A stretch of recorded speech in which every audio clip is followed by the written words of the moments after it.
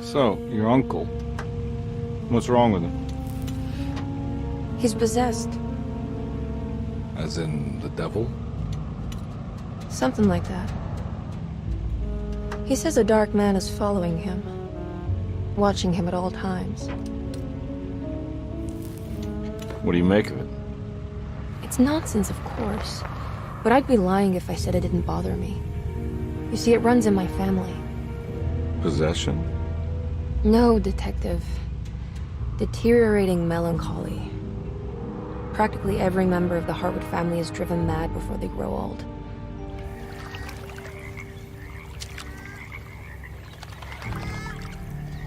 But Jeremy didn't kill himself. Is that why he's at your setup? Despite being convinced that he is truly possessed, he decided to put his last chips on Dr. Gray and his psychoanalysis, figuring he might stumble upon some cure.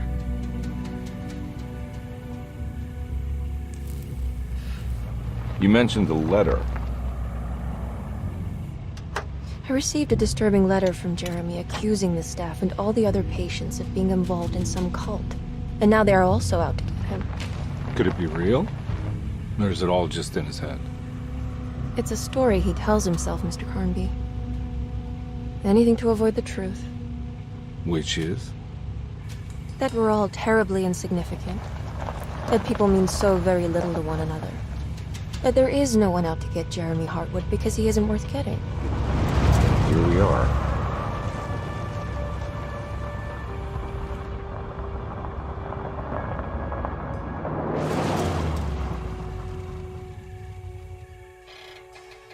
My uncle's not well, Mr. Carnby. I want to make sure he's all right. Then what's my part in this? You couldn't get a cab? I just wouldn't feel safe going alone.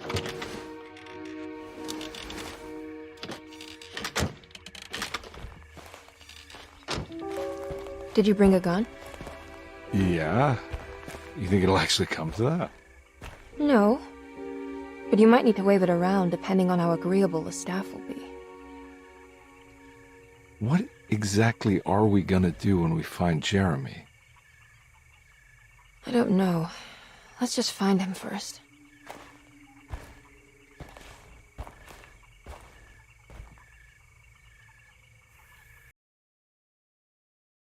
Emily Hartwood, Edward Carnby. It would have been pretty interesting to play as her, honestly. But I think I'm gonna go the detective, Edward Carnby.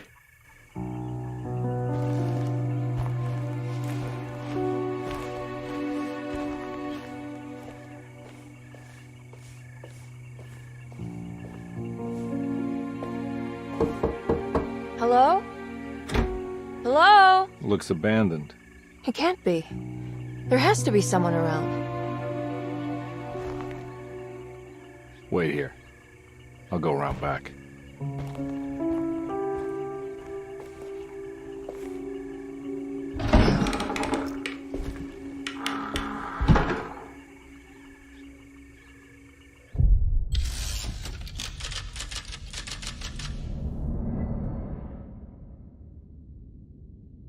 Chapter 1. Hello everyone, it's watching and welcome back to another video. So today I'll be talking about the new series Alone in the Dark. Alright, so unfortunately I'm facing some technical difficulties with the sound of the first two parts of the game, so I'm gonna try to recover as much as I can, because there's actually no sound. You can only hear my microphone here and there at some parts.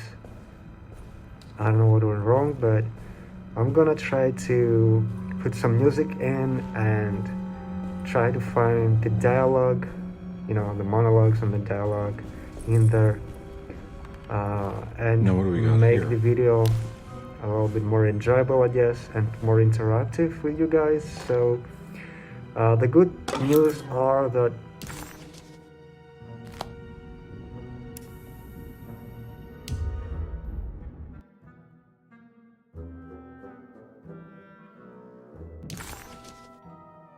Deseto, the old plantation building, was ready to fall, but kept alive by some starry-eyed carpetbagger called Dr. Gray. Seeing how the staff couldn't even be bothered with answering the door, Detective Comby figured they would just head inside and grab Jeremy. He just needed to open the front door for Emily first, so she could talk to her uncle. The final parts do have sound, so I'm not gonna have to, focus on too much editing there, but I'm gonna have to edit a lot of the first parts of the gameplay. So bear with me, and I'll do my best, alright? So I hope you enjoy the game and enjoy my commentary as well. Thank you.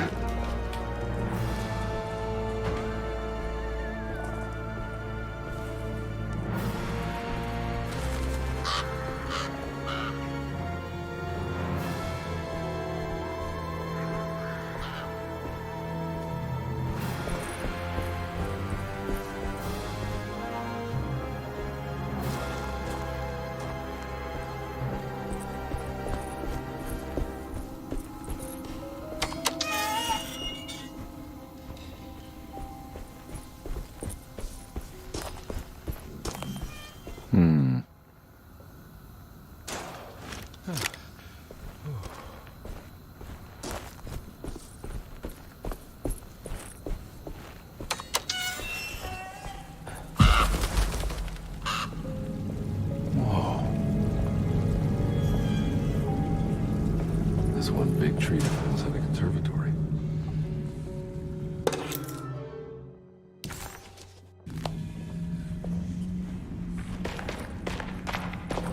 Huh? What?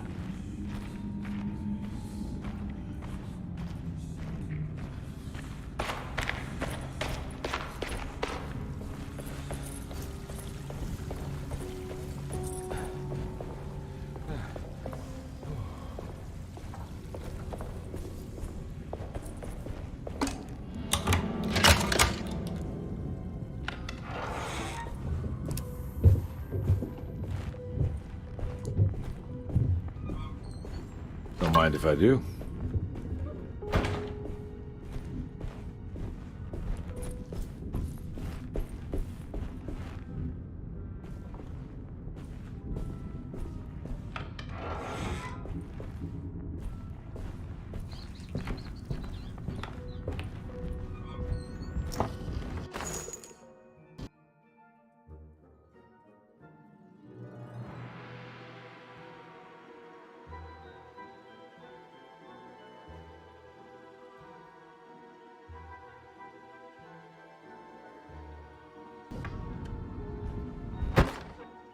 Every day your silence weighs a little heavier. It's been a difficult year for everyone, and many have lost all hope. I read in the papers about people suffering. Pictures of dust-covered landscapes without a drop of water. I wish I knew if you were still tending the earth or if you had turned your back against us. I have started to look for help elsewhere. I pray you will tell me if I am going down a path that you find disagreeable. With help from Baptiste and Charlotte, I found comfort in the practice of the voodoo. I have long been skeptical of that Caribbean cult, but it's been of good use to me. It seems all harmless in my book. I say some words dreamt up by the Creoles, and I carry around a small pocket of gree-gree. Nothing of this is mentioned in the Bible, of course, but the French Quarter priestess tells me it's all connected. She says the Christian God is just one more perspective on the creator of things.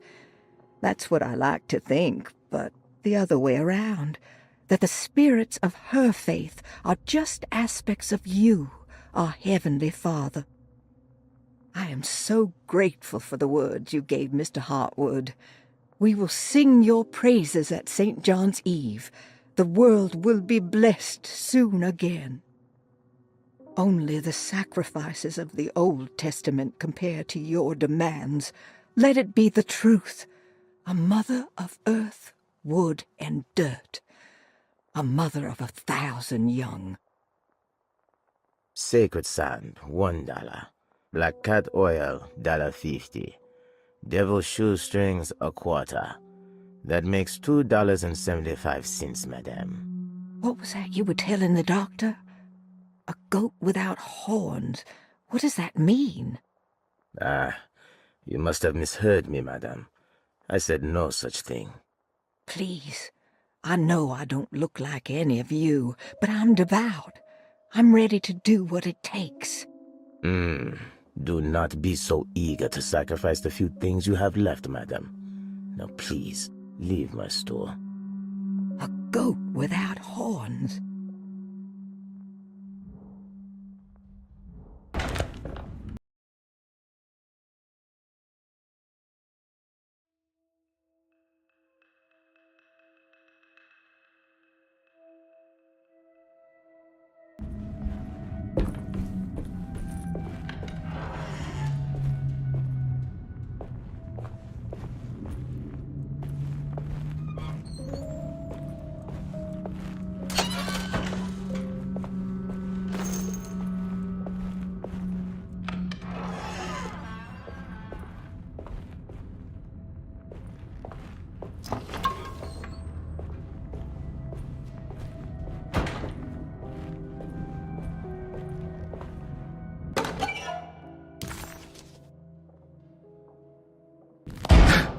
What was that?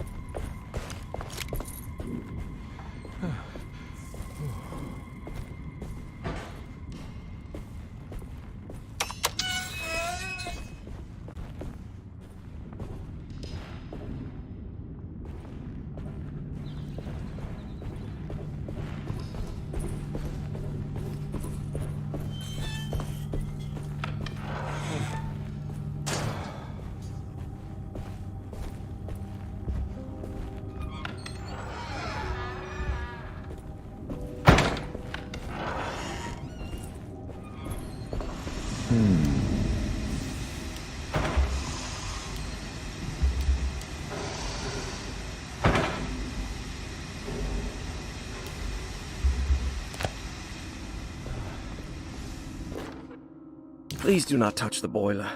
It is working after all. While the sabotage has caused a leak, only the decorative plate has been completely ruined. Let's wait for Mr. Chance to turn up and he can take a look at the leak. Mr. Waits.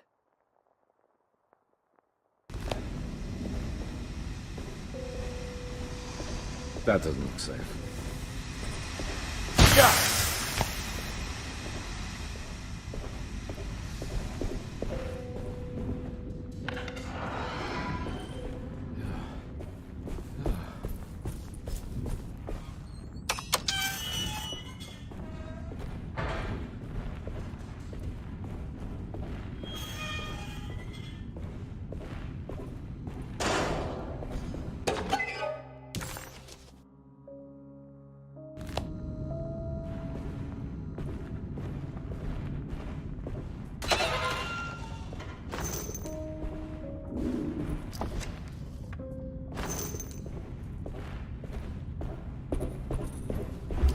I need the key.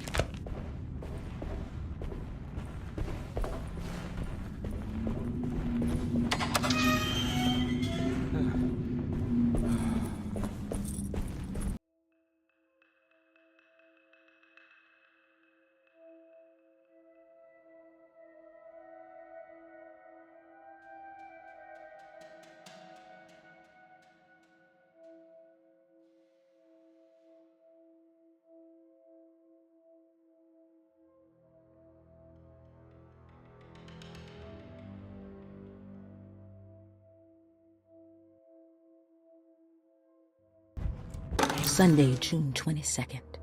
I spent all day looking for Jeremy. I should have cared for the others, but I'm scared that he will do something irreversible.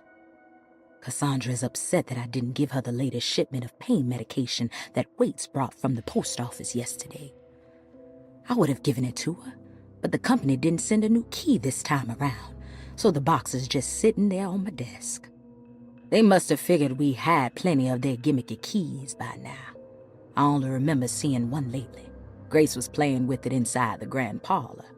Unless it turns up by itself, it will have to wait. I have to figure out where Jeremy is. I think Jack knew something. That dog of his found a strange rot permeating the house. She's showing us, he said.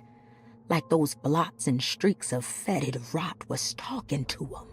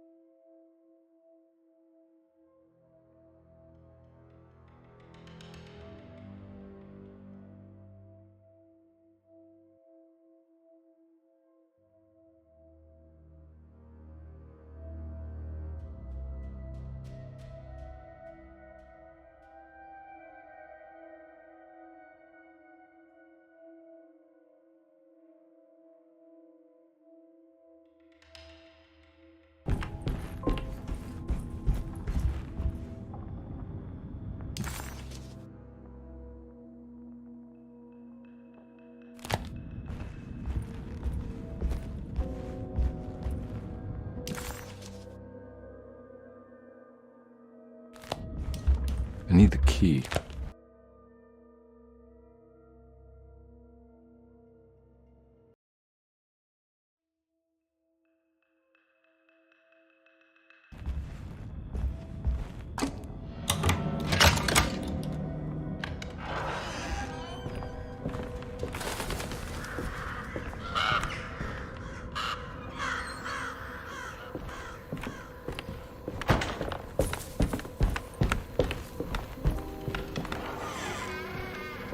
Oh.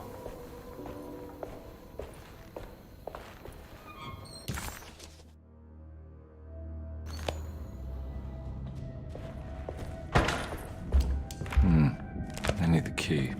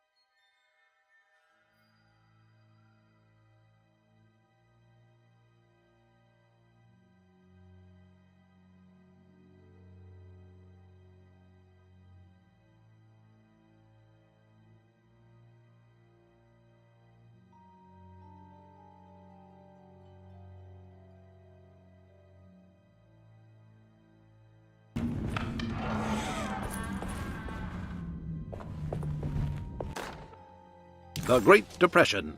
President Hoover raises tariffs on over 20,000 imported goods in an act to protect American labor. Following the collapse of the Wall Street stock market on October 24 last year, American industry has suffered greatly. Thousands of companies have gone bankrupt and left a large part of the American workforce unemployed. In an attempt to turn the tide, the Smoot-Hawley Tariff Act has been signed by President Herbert Hoover. By regulating commerce with foreign countries, the government hopes to encourage the industries of the United States to compete with cheap foreign imports. Superstition on rise. New Orleans voodoo stores and spiritual mediums see increased profit during troubled times. While the market has faced hard times ever since Black Thursday of last year, voodoo doctors and snake charmers see significant rise in number of customers.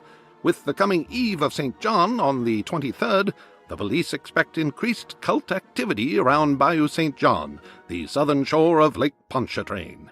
Voodoo rituals in that area on the Eve of St. John have a long tradition reaching back to the first snake worshippers brought as slaves from West Africa. During the 19th century, its practice was popularized by the legendary Marie Laveau and has since been embraced by many of the Creoles and the surviving aristocracy of the French Quarter. Author seeks asylum. Rumors regarding author Cassandra Beauregard making Derceto her home verified. Derceto Hospital is an old plantation building on the eastern shores of Lake Pontchartrain. While often considered an asylum for the insane, residing Dr. Elmore Lee Gray prefers to think of it as a convalescent home, a place where you can go to rest. The patient list is kept secret, but thought to include many of the black sheep of wealthy families, because at Derceto, treatment does not come for free. Local author Cassandra Beauregard has now been confirmed by her own admission. She's been lauded as a powerful Creole voice and written many successful books.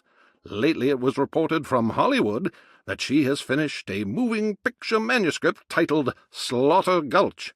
That film is set to hit the theaters next year.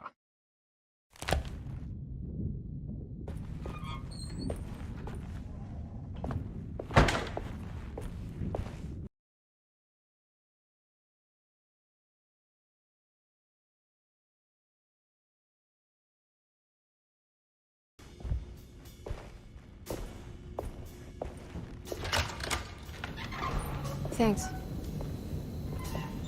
What are you doing? Who are you? Whoa, pardon me, excuse me. My name is Edward Carnby, private investigator. I hope you don't mind we let ourselves inside.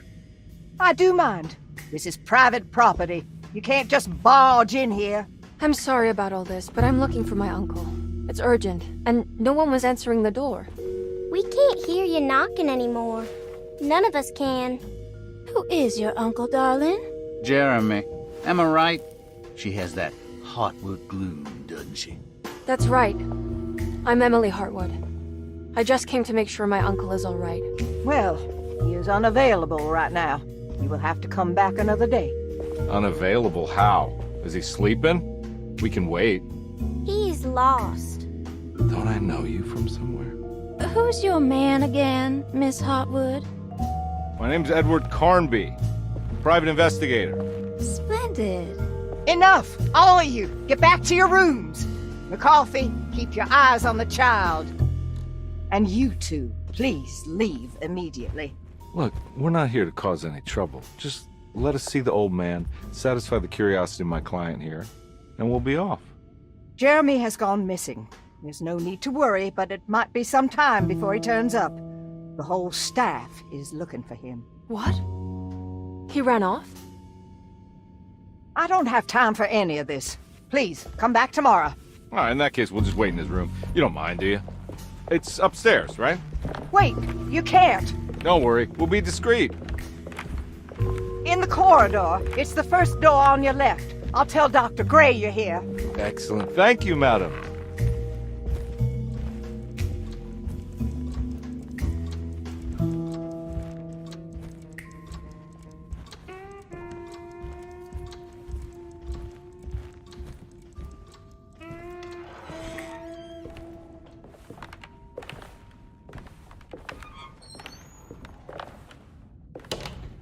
All right, here we are. Let's look around. See if we can dig up any clues.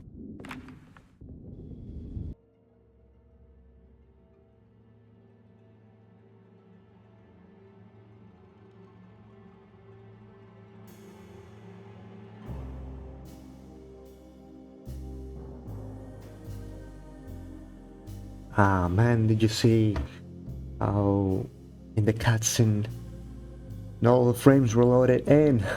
Well, that's unfortunate.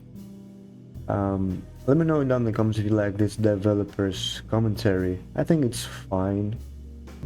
I don't know if it ruins the horror vibes, but I think it's cool, I guess. Let me know down in the comments if you would like this to continue or not.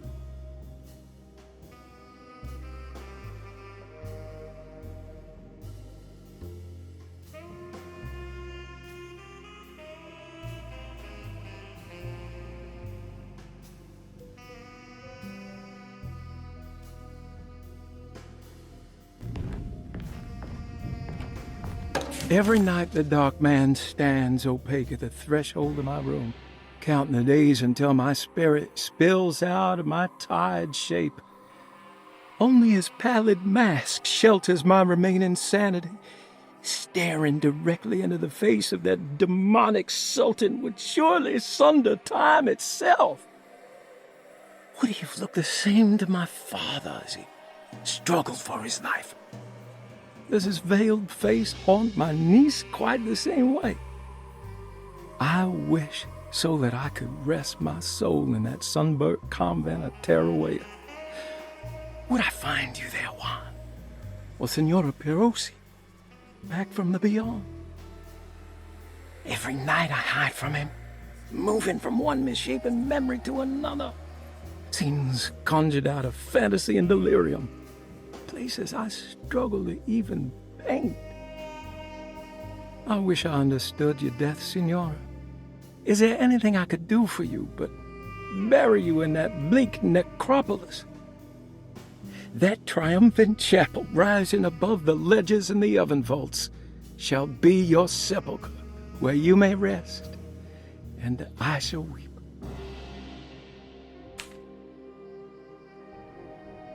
How did you first come to understand such things, Senora?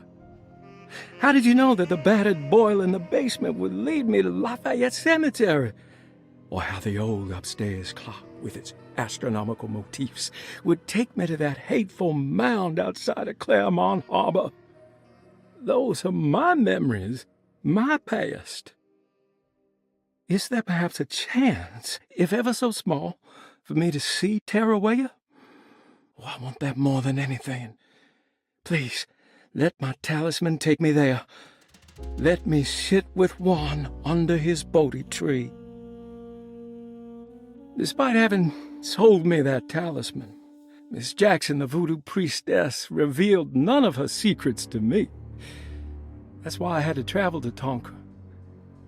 Instead, she cruelly told Baptiste, my caretaker, that he would be betrayed and killed in the most awful way, that the one he loved would pierce his thigh with a sharp spear, and that he would be devoured by his own mother.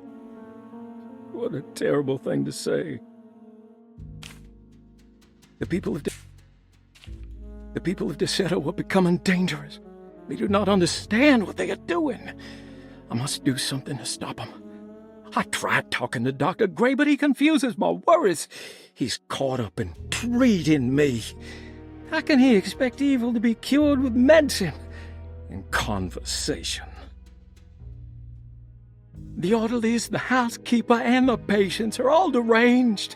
They will call upon evil to enter this world. All will be lost. Everything. Unless I can find the clerk, Mr. Waite. He seems to be a clear-thinking man. Maybe Beauregard.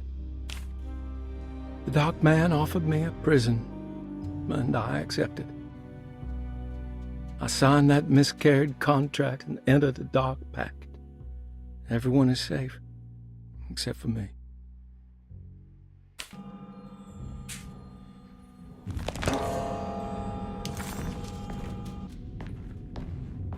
I found a book full of peculiar notes.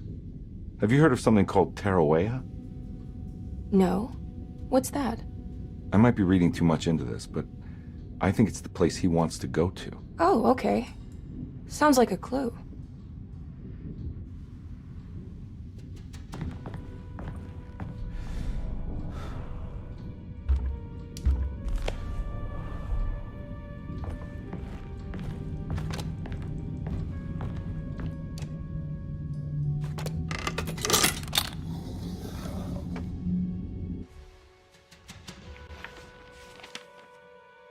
Hey, you know anything about this? Looks like some sort of talisman.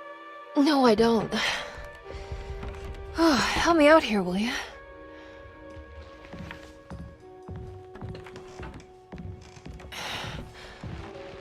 I would it kill the guy to throw some of this stuff out? I'd be crazy too if I had this much junk lying around.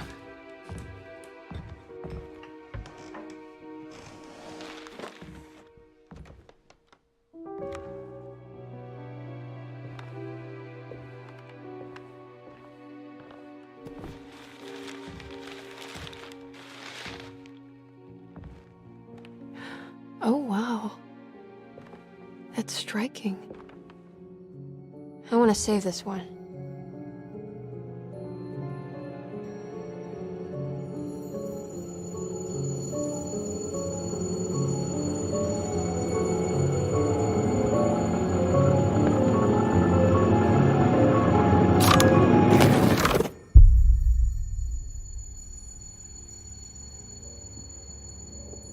All right, come on. I want to go see Dr. Gray.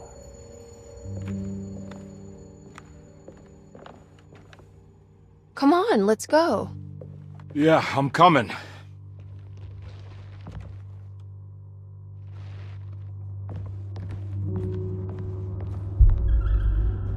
Miss Hartwood. Emily?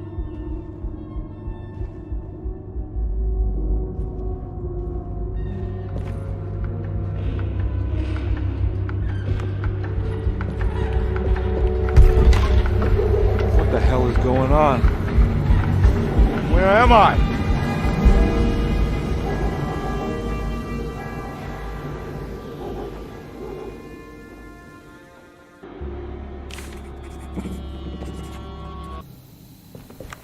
And here it all began.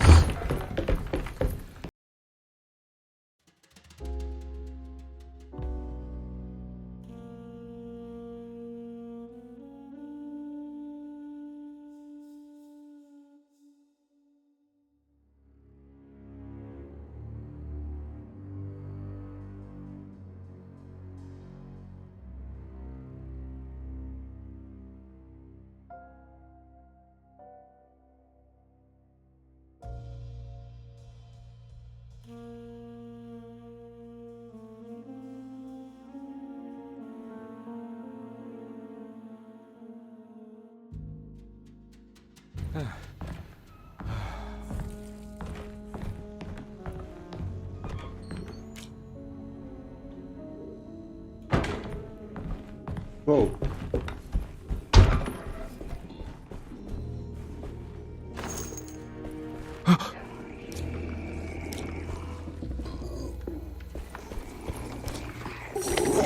Oh, God.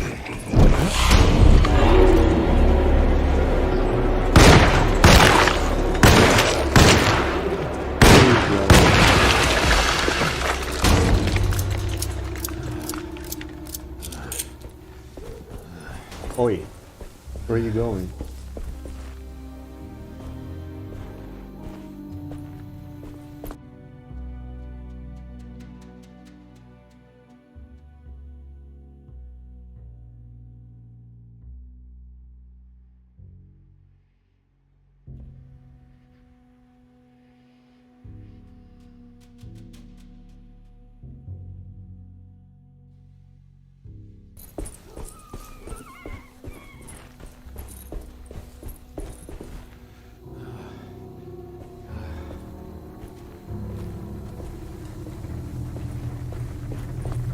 can't go that way.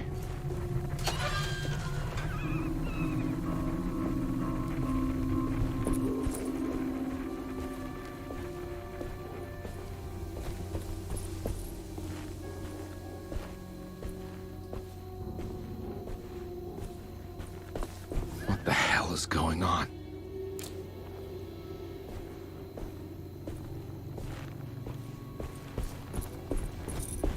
Oh, it sure is.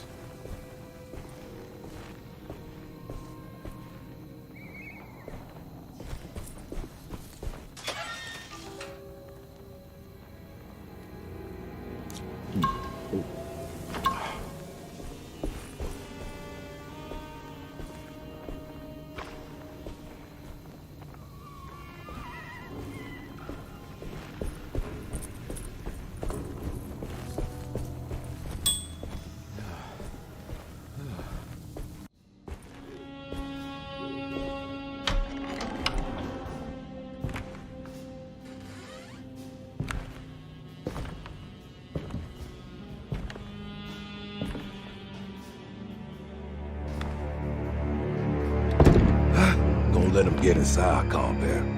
They're not the good kind. Is this your store? There are no owners here. We both strangers in Jeremy's story. Jeremy did this. How? The pact with the dog man. Jeremy warned us, but we didn't think much of it. I'm Detective Edward Carnby. I was hired by Jeremy's niece to find him. Oh, yeah? How much she paying you? $150. She's sure getting her money's worth tonight. Are you a thinking man, compare? No, not if I can help it. You know, I think Jeremy's hiding in a way we can't find him. He has this juju necklace that guides him. The talisman? That's right. It's some magic charm he got from Miss Jackson down the street. The voodoo priestess? You know surprising things, compare. Yeah, the Mama Loa. Here, take the key. I locked the gate to save her place from all the ghouls and goblins getting inside. Maybe if you go there, you can find some clues to show you the way. Thanks. I'll have a look.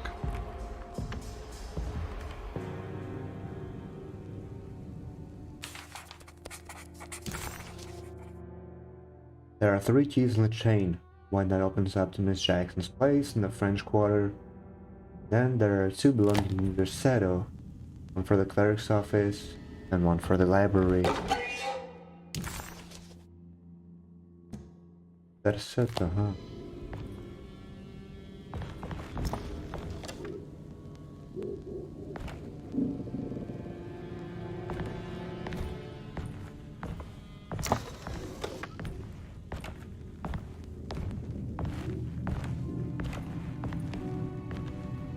You want to come along? Nah, I'm gonna stay here for a while.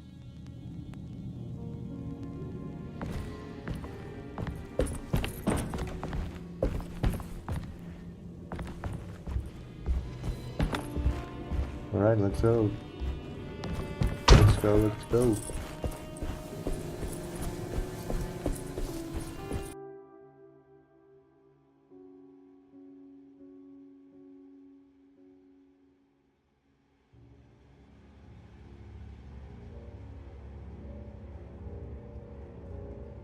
Nothing.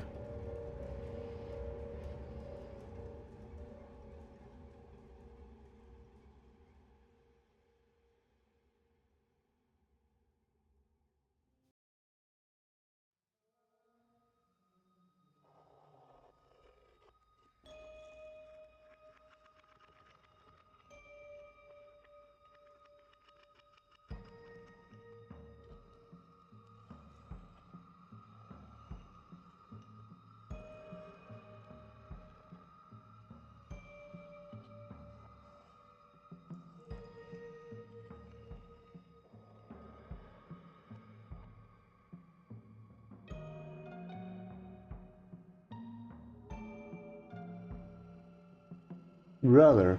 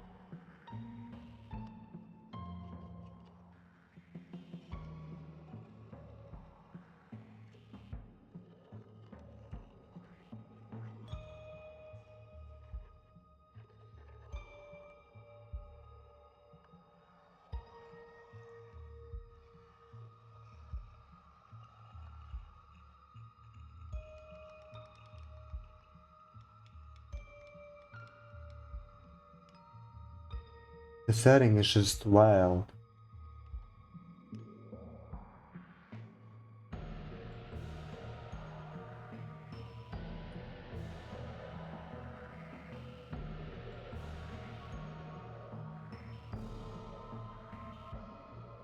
Yeah. Seems that way.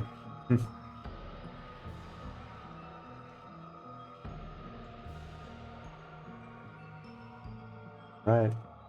Let us go inside.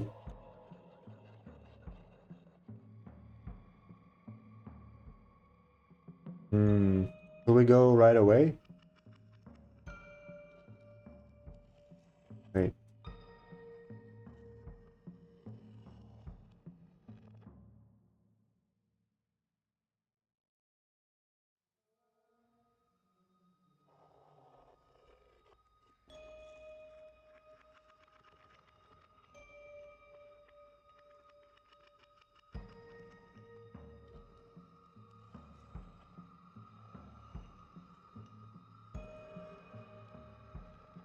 Okay, let us go.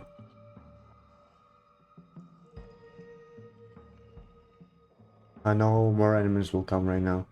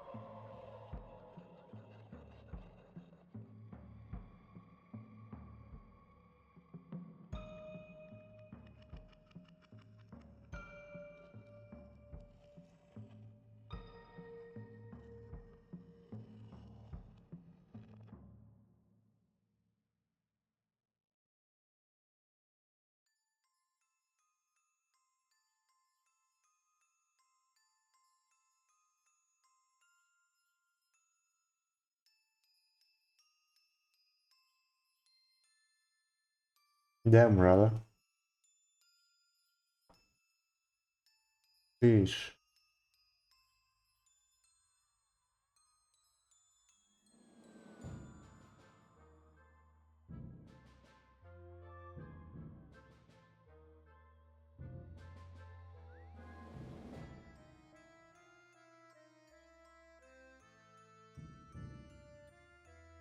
I'm running low on bullets.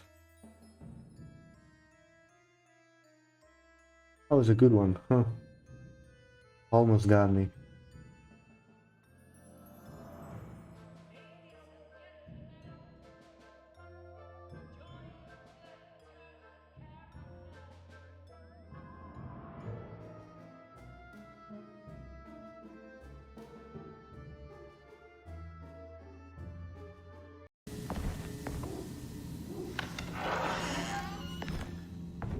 I recognize this place. It's Miss Jackson's seance parlor.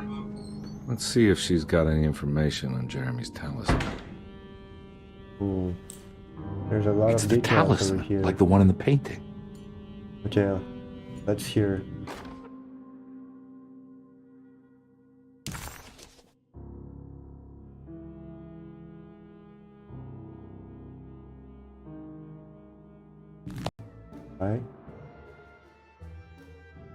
How do you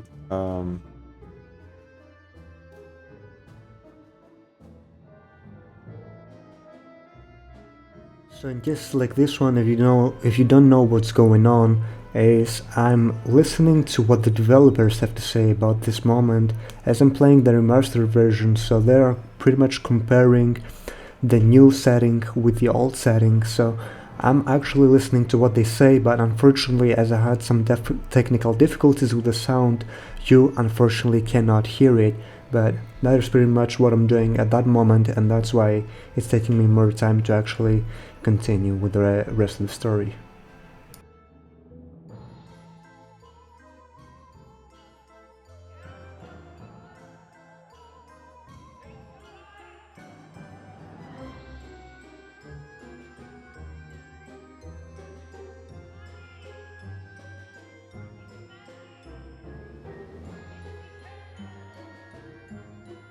Yep. An old talisman shaped over centuries. The engraving of the numbers looks to be less than 100 years old, but the base could be from antiquity.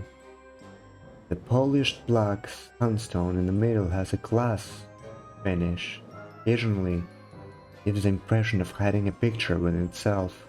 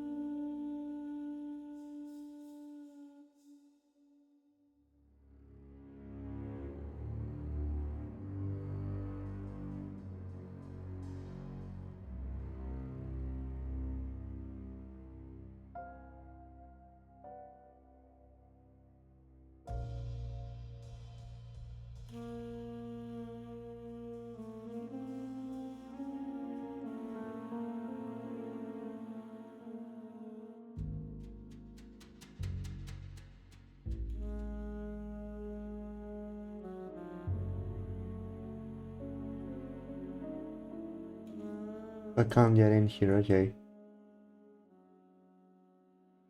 How do you drink potions again?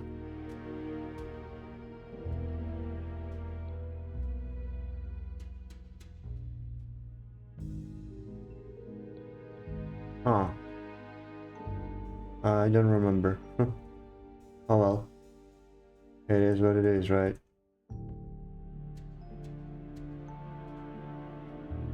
It sure does.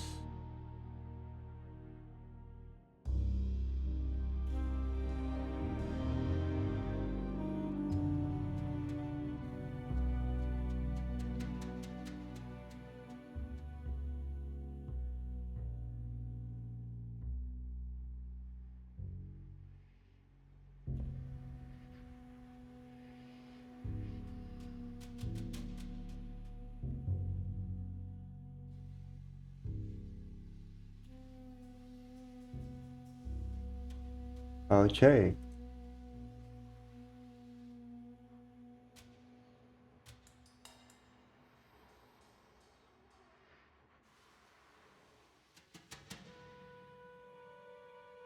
A little bit of a lock frame over there.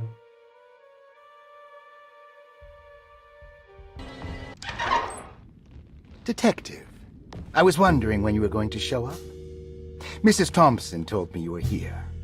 I understand you are working for Jeremy Hartwood's niece.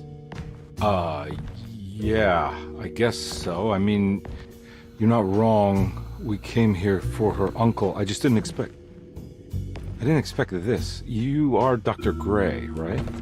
That's right. You don't happen to have some identification, Detective. I'm not keen on having strangers prying into my business. Oh, Detective Edward Carnby, Decatur Street, New Orleans. Enjoying the Vieux Carré, Detective? Those old French quarters, the voodoo people, the gangsters. I'm sure you live an exciting life. Well, that's not quite like the stories, Doc. Just trying to make a living. Aren't we all making a living? Well, welcome to Deseto, Detective. I hope your time here will be useful. Now, what can I do for you? Why don't you tell me where I can find Jeremy Hartwood? Why wouldn't that make for a short visit? I wish I could tell you, but I'm afraid I don't know. A drink, Detective? Anything brandy. Oh, you do belong in the French quarters, Detective. Armagnac or cognac? You know, just give me the cheap stuff. I'm not much of a connoisseur. Having low standards is not a virtue, Detective. Let me see if I can broaden your perspective. What can you tell me about Jeremy? I wouldn't want to go into details about his condition. Doctor-patient confidentiality. I'm sure you understand. Sure, but he is crazy, and he's gone missing. Why? Here, try this. Ooh, it's good. Got a bite? It's called a sidecar. The trick is not to be afraid of the tartness of the lemon. Then, for goodness sake, don't overdo the triple sec. Okay, what can you tell me about Jeremy? Well, let me think. He is an anxious man, constantly worried about events not presenting themselves according to his model of predestination. He complains about things not being carried out in the right order, and that some things simply shouldn't be. Is any of this helpful to you? Not really. I was hoping for some direction where to look next. I'm sorry. I have nothing for you then. You should talk to my orderlies. They have been looking for him for a while now. I'm sure they would appreciate your help. Yeah, I ran into Batiste earlier. Come to think of it, he might have given me a lead. Oh, excellent. So your investigation is already underway. I'm gonna go, but I'm sure we'll meet again. Looking forward to it. Safe returns.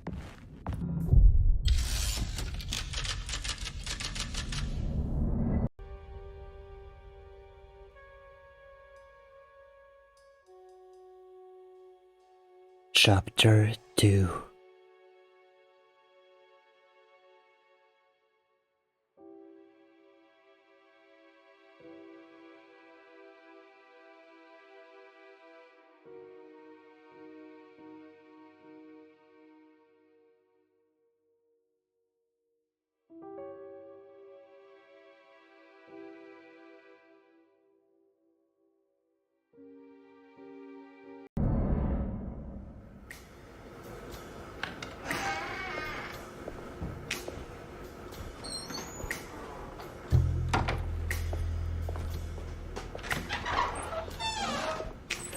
Detective Carnby,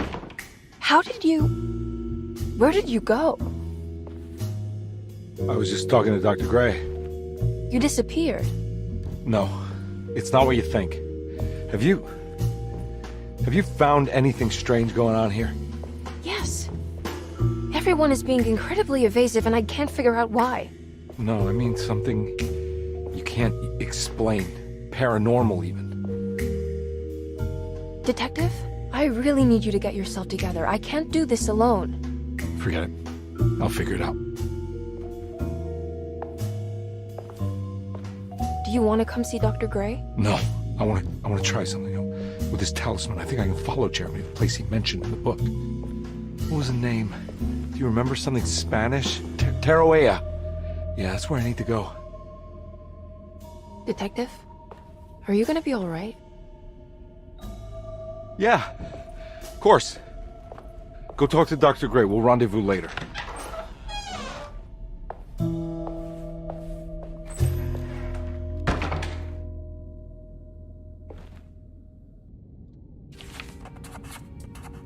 This talisman brought me back from the French Quarter in the blink of an eye. If Jeremy can travel so easily, then he could be hiding anywhere, even Tarawea. If he can do it, so can I. I just need to figure out how the talisman works. Alrighty.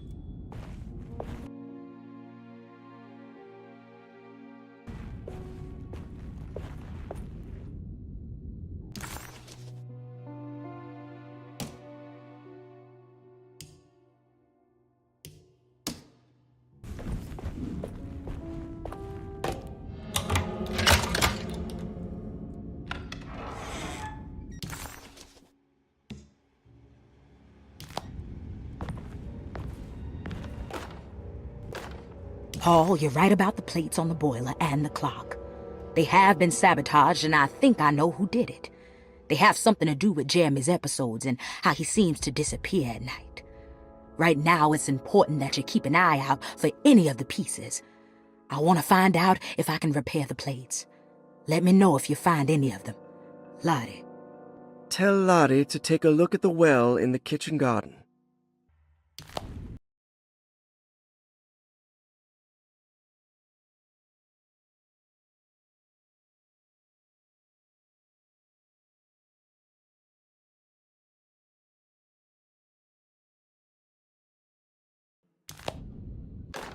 Dr. Elmore Lee Gray is DeSeto's chief doctor. Accounting and all administrative work is handled by me, Paul Waits. Magdalena Thompson, or Mags, is responsible for the household. Jean-Baptiste and Charlotte Tabois are responsible for keeping the guests' medical regimens in check. Finally, Jack Chance is our gardener, who can occasionally be seen in the conservatory, but is for the most part busy outside. There are currently 6 guests at DeSeto. Malcolm McCarthy and Ruth Tallant reside on the first floor. Jeremy Hartwood, Elisabetta Perosi, Grace Saunders, and of course Cassandra Beauregard live on the second floor.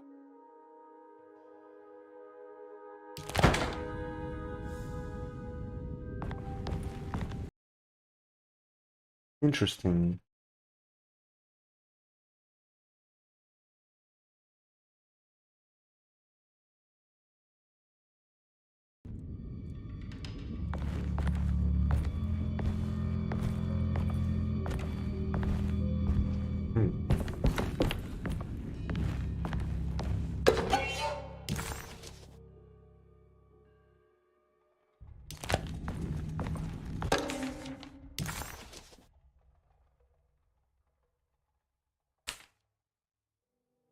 Cassandra Beauregard, the beloved author. Very exciting, isn't it? What do you want to put down for reason for admission? What her agent told us. Cassandra suffers from writer's block and needs to finish her moving picture script before the end of June. Mr. Chardot suggests Cassandra's heavy use of barbiturates is holding her back and risks ruining her career. And how should we summarize her personal history? Let's keep it short. Cassandra Beauregard is a beloved crime author who managed to pull herself out of poverty and into stardom. 5 years ago, she tried killing herself by jumping off a balcony. The incident left her a cripple, and now relies heavily on her wheelchair. And for diagnostic impressions? Cassandra suffers chronic back pain following her suicide attempt.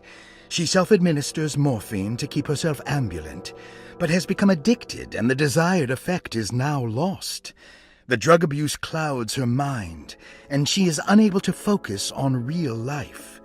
To save herself from this insight, she instead makes up stories to fill out the gaps in her own thought process, resembling the Korsakoff syndrome. Oh, bravo, Doctor. How will you treat her? First of all, she needs to be weaned from her drug addiction, and hopefully it will resolve her compulsive lying. Then look into permanently numbing her pain in her back through surgery. Finally, deal with her suicidal thoughts. Fantastic. With such a short time before June, I really hope she gets better soon. We will do what we can. Grace Saunders, 11 years old. Reason for admission?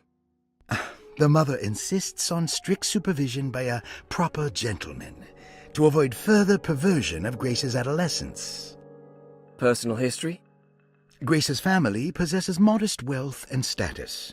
Her childhood seems ordinary, spending most of her time with private teachers and family friends. Grace's father recently passed away, leaving her mother the sole caregiver. And diagnostic impressions? Grace has trouble dealing with her father's death. She is willingly suppressing her feelings on the matter and isn't properly acknowledging the trauma she suffered. Any planned treatment?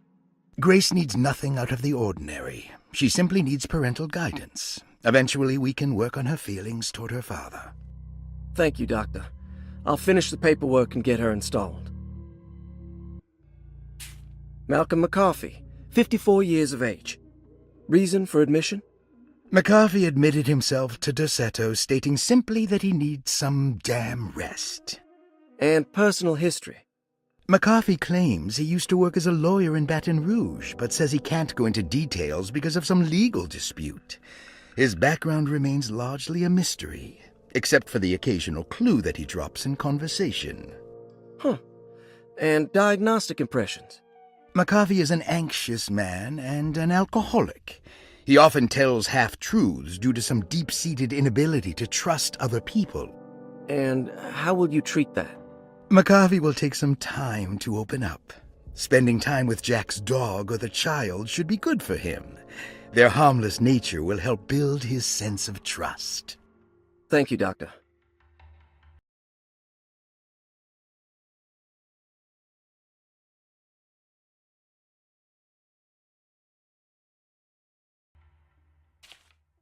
Elisabetta Perosi, 33 years old? What should I put down as reason for admission? Well, Perosi broke into Dorsetto and was found wandering the grand parlor. She was confused and suffered partial amnesia. She insisted she belonged here and offered to pay for her stay. Right. What do you make of her story? Perosi claims to have been a member of the Astarte artist colony some 20 years ago, a claim that seems contrafactual due to her young age. She looks to be and even thinks she is 33 years of age. That would make her a child at the time. It seems fair to say that Perosi's story is untrue, deliberately so or not. Diagnostic impressions? Do you have anything? Perosi's story is peculiar because she retracted her story about the artist colony. She no longer claims to be the same person as Elisabetta Perosi. However, my staff's research has confirmed there was a Perosi at that time who was in her early 30s. I suppose this case will take some time to investigate. How will you go about it? I wanted to contact the real Perosi, but it seems the whole colony disappeared one night, September 29th, 1915, during a hurricane. I will have to take it slow and figure out what this spell of impersonation could have been. Oh, I'm sure it will all clear up eventually.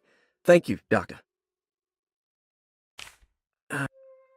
Ruth Talon, 29 years of age. Reason for admission? Ruth's father wishes that his daughter be removed from New Orleans nightlife for the foreseeable future. He fears that her overly free spirit is tarnishing the family's reputation. Sounds simple enough. Personal history? Ruth comes from considerable wealth. Her family owns several hotels and restaurants. Unlike the rest of the family, her sense of adventure has taken her around the world, including France during the Great War as a photojournalist. The last decade, she has provoked many rumors of being a debauched flapper, bordering on nymphomania. And diagnostic impressions? Despite her father's frivolous reasons for her to be admitted, Ruth does seem to provide an interesting case. She is refreshingly open and doesn't shy away from talking about her life during the war or her continuous celebration after returning to the States. She is admittedly a sexual deviant and feels no remorse. And her treatment plan? Simply staying at Dorsetto should do wonders for Ruth. If not, at least for her family's reputation. Ruth doesn't need to change, but with therapy I might be able to share with her some sympathy towards her family. I doubt she will settle down and become as dull as the rest of them, but at least she might try to be more discreet in the future. Looks like all the patients are accounted for, except for Jeremy. There's no way I can get into this thing. Better leave it alone.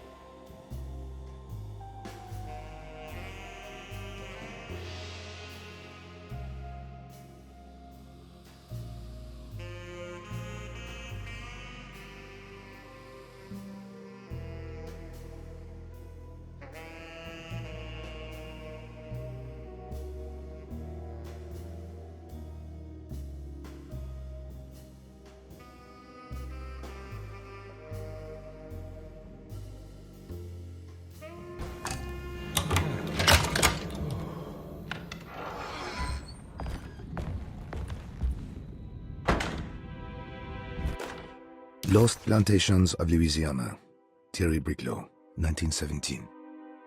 Derceto was a small plantation on the eastern shore of Lake Pontchartrain. The land was considered difficult for industry and was sold for only $30 to Elijah Pickford in 1818. Pickford employed hundreds of workers from nearby New Orleans to clear the woods and build a small plantation mansion facing the lake with a striking Greek Revival temple facade. Derceto kept a modest production of Perique tobacco and indigo that persisted up till the Civil War. During the antebellum era, Derceto was the source of many rumors concerning voodoo and witchcraft. People who traveled the lake reported seeing people dance at night in front of bonfires, bleating and wailing. On June 17, 1862, Captain J.W. Norton of the Union Army recounts leading a raiding party from ships anchored in Lake Pontchartrain in order to seize control of Derceto and free the slaves working there. The captain was surprised to find the workers fighting back with unprecedented zeal. Norton's account describes these men and women as enraged with fanaticism. Pickford reportedly tried to placate the raiders, but was shot in the confusion. Captain Norton left the mansion burning and retreated to his ships with his men. Derceto was left in ruins for several decades.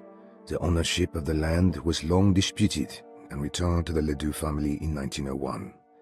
Several police reports were filed during the following years as the Ledoux tried to get rid of a camp of squatters on their land. The police made several visits to remove the trespassers, but the people kept returning. On November 1, 1907, Inspector Legras of the police charged a deadly attack in order to save several children kidnapped by the squatters. Many were killed, and even more were jailed. The following year, Ledoux rebuilt Derceto, incorporating the surviving stone foundation and adding a magnificent wrought iron conservatory. The farmland had been reclaimed by the surrounding woods, so it was no longer profitable to use as a plantation. Instead, the house was turned into an artist's colony. The Astarte Artist Colony was a successful group of artists, including figures such as painter Heinrich Cassel and poet Nora Keith. The group was also known for their beloved Mardi Gras crew called the Pirates of Pontchartrain. On September 29, 1915, a tropical hurricane tore through Louisiana, causing Lake Pontchartrain to flood New Orleans. Due to the remote location of Derceto, it took almost 2 weeks for outsiders to learn that the artist's colony was abandoned. The 12 residing artists had all vanished without a trace. The empty mansion of Derceto still stands on the shore of Lake Pontchartrain, with much of its temple facade intact. The Ledoux family currently has no intention of repairing the house.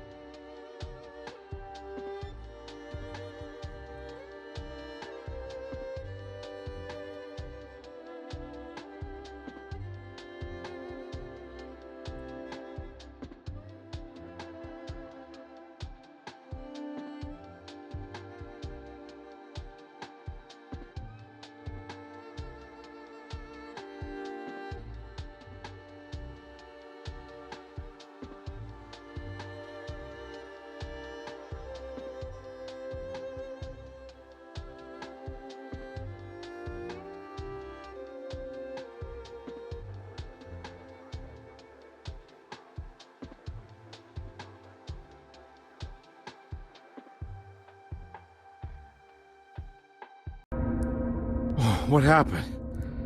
Everything's normal again? Right.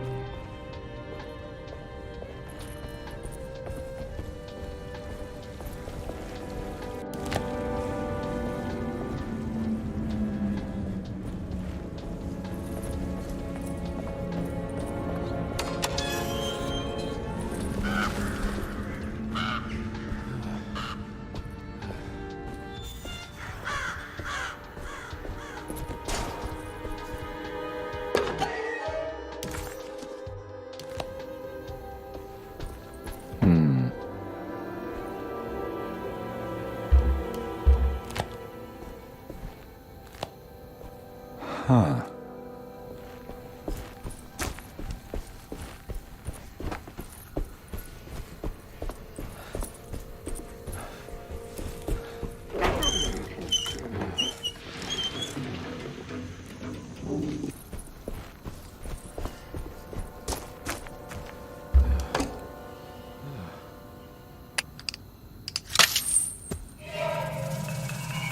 Got it.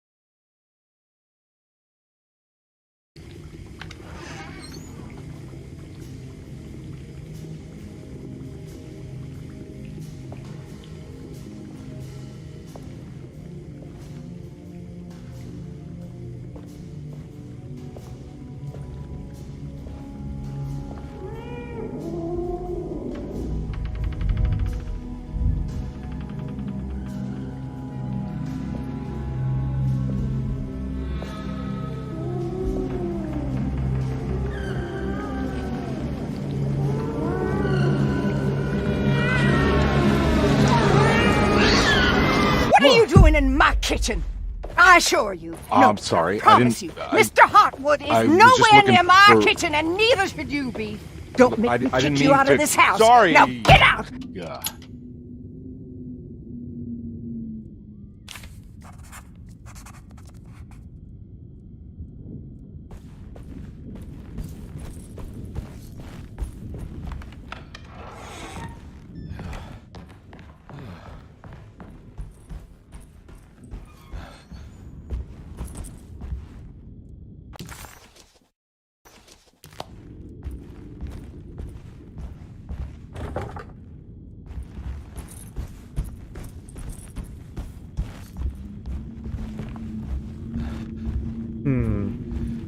Where did I miss that?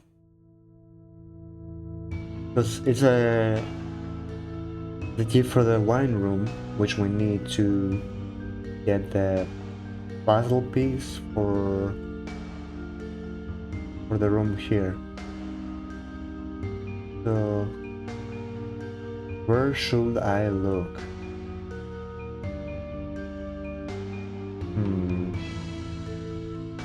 Interesting.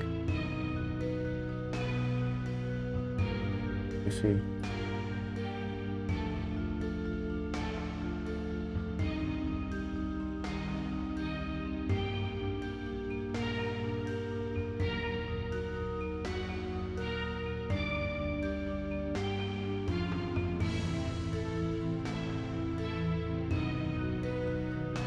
Oh wow, it actually says a couple of things, huh? Interesting. Now we need to find the astronomical clock mentioned in the commonplace book. Investigate what Perossi knows and repair the decorative plate in the boiler. Find the astronomical clock.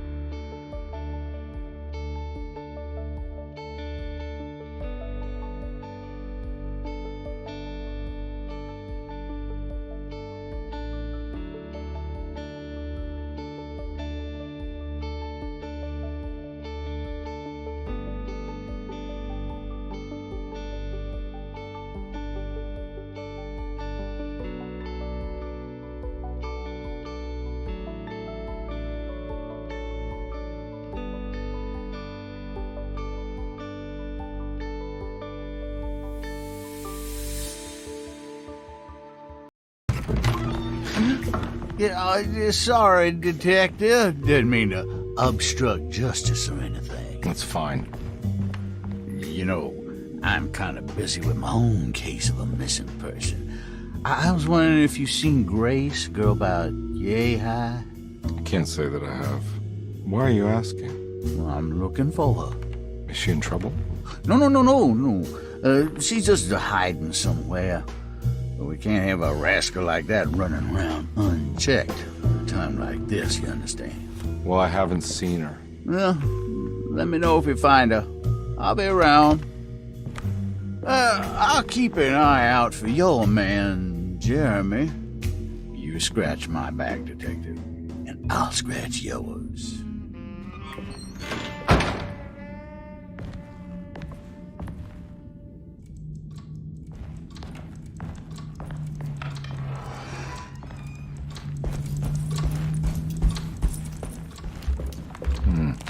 I need the key. It's stained. Looks like some kind of rot.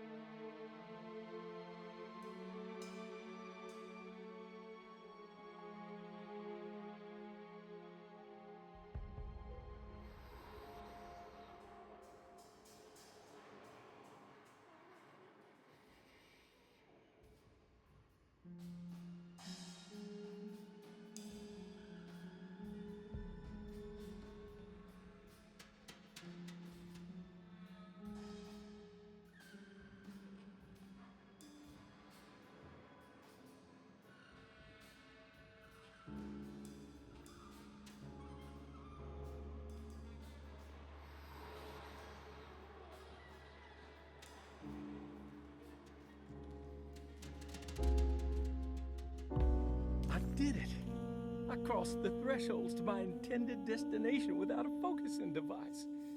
My talisman now knows these roads, and I have no need for the plates. I can find my way to Lafayette as easy as I find my own room. I visited the grave of my father and seen the oven waiting for me. Thank you for opening these doors. I now must summon my courage and go back to that hateful mound outside the oil rig. I hope you'll be feeling better when I return. Jeremy.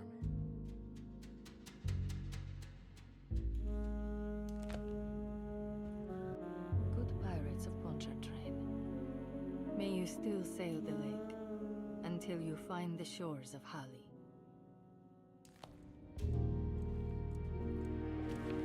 Starting artist colony. I remember hearing about their disappearance. Must have been 15 years or more now.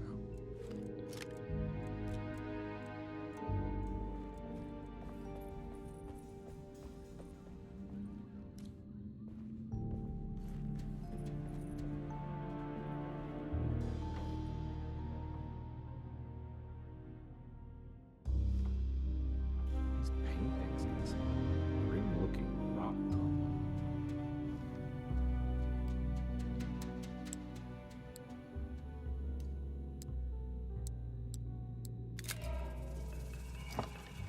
Got it.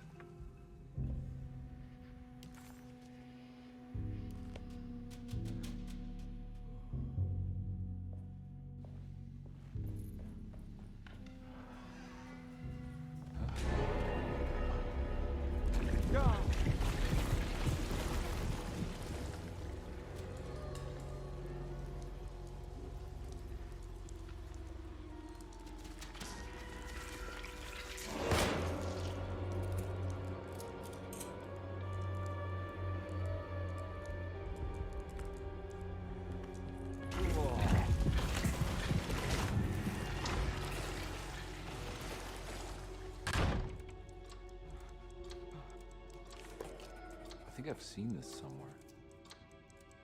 What the hell is going on?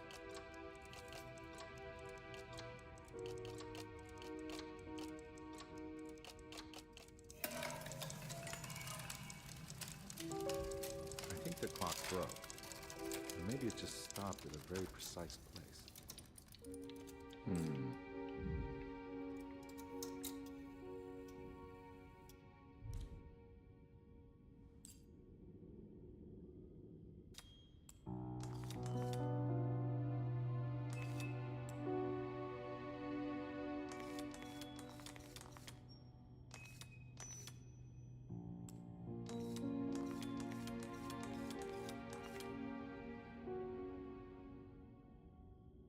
There's a picture in the black glass. It's showing me something.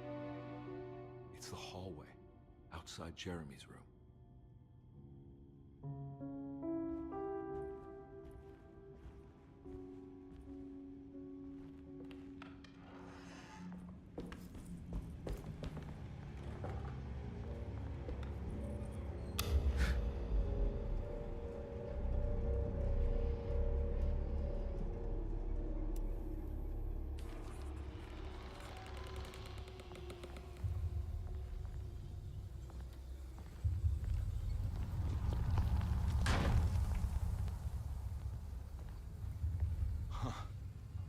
I made it.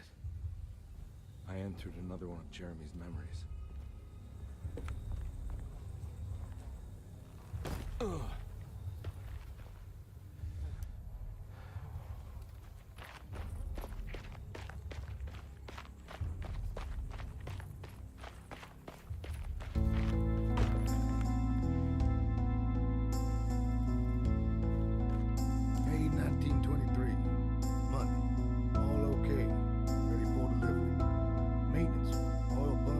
Serviced. Any tampering causes large spills unless properly forestalled.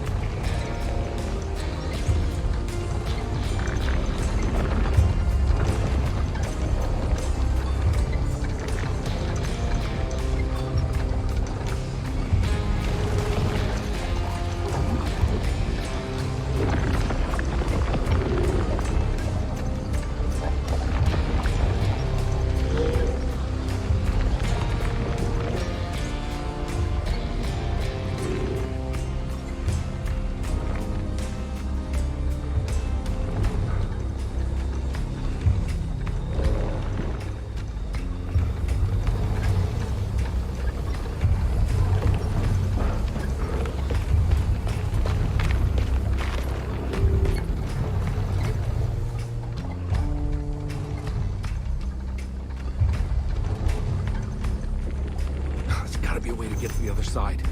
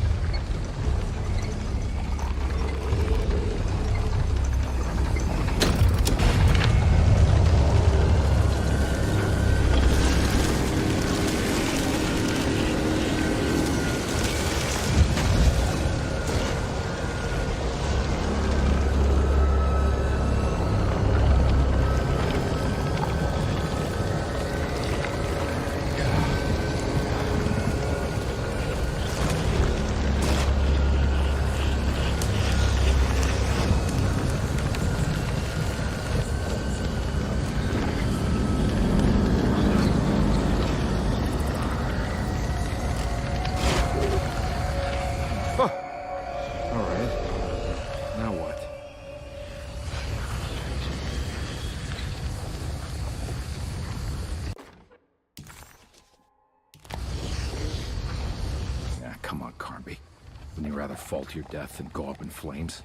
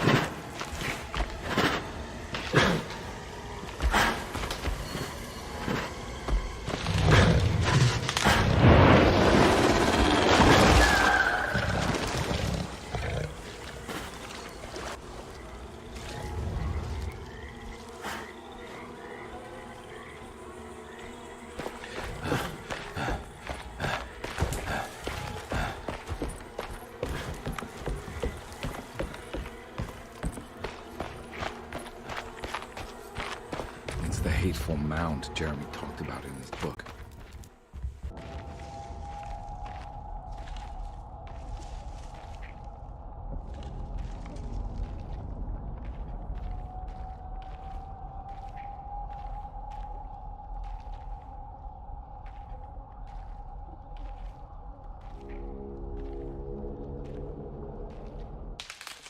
Don't come any closer. I'm armed. Get that thing out of my face. Who are you? What are you doing here? I'm just a detective trying to find something called Tarawea. You're after Jeremy too? Why? I'm working for his niece. She wants to make sure he's all right. He might be unharmed, but far from all right. He's a curse upon Deseto. Here we go again. Quiet.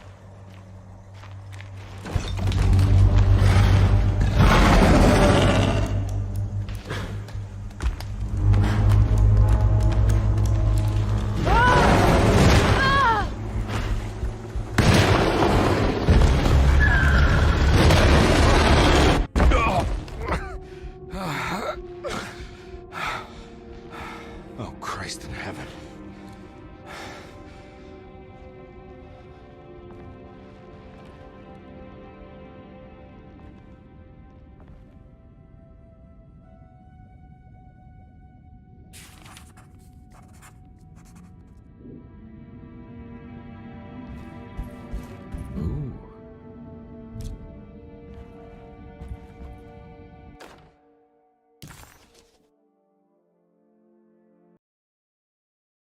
Alrighty.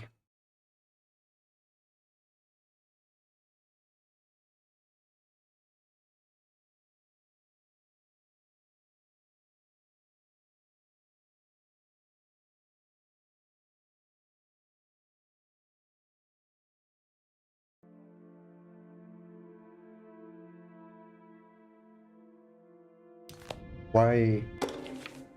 Reflections on the Power of the Verb in Certain Texts by Juan Luis Jorge. To act is in itself divine. Even the slightest movement of our hand is evidence of our soul in motion.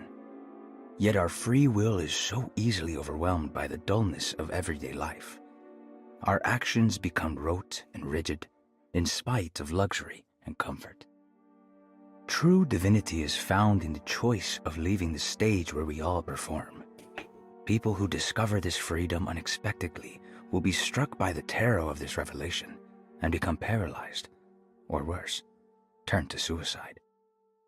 However, if you are able to weather that storm, you will discover that there is a divine path beyond that fear. There is a chance to dismount your destiny and make something new. Something that hasn't been planned for or predestined. There is difficulty in explaining this type of acting as it transcends our everyday choices. This isn't some banal decision choosing one career over the other, or even who I should marry. Leaving the stage, no matter how, isn't a matter of course correction. It's a rejection of the story that the Creator is telling.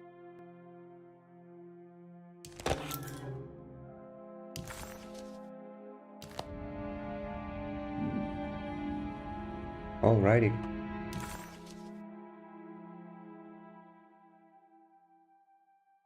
Not is updated with information about the world, including locked doors and unsolved puzzles. It's wedged shut. It worked.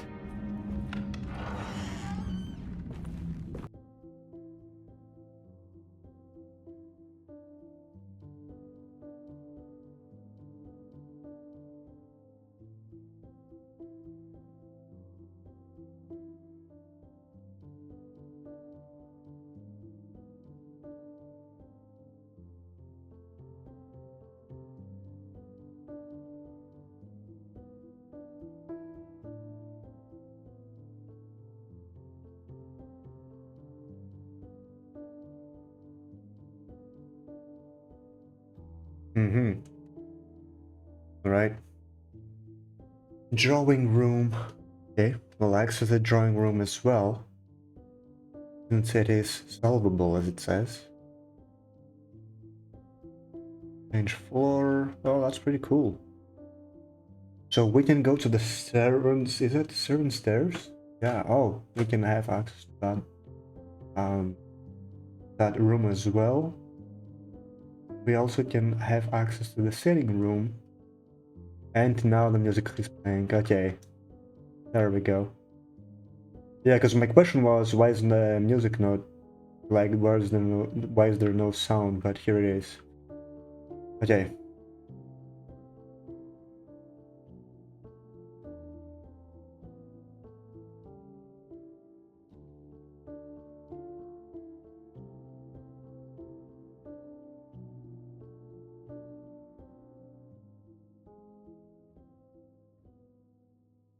Oh yeah, we already heard that.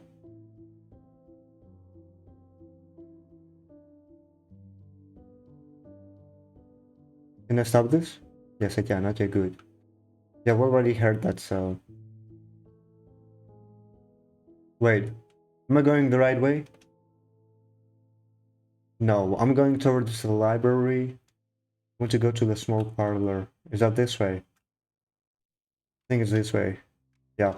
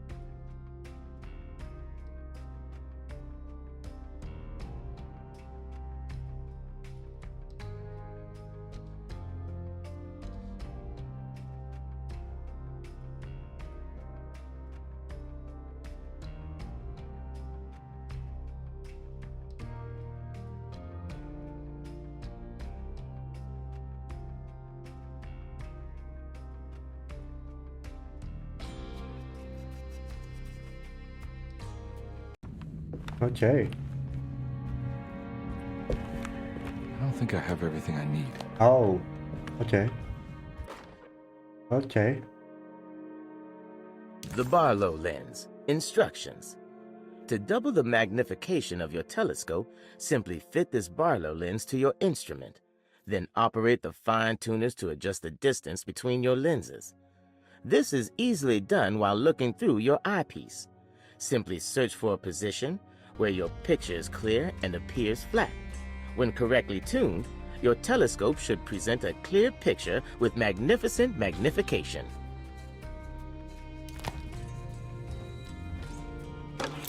Sounds about right. LRT. Alright.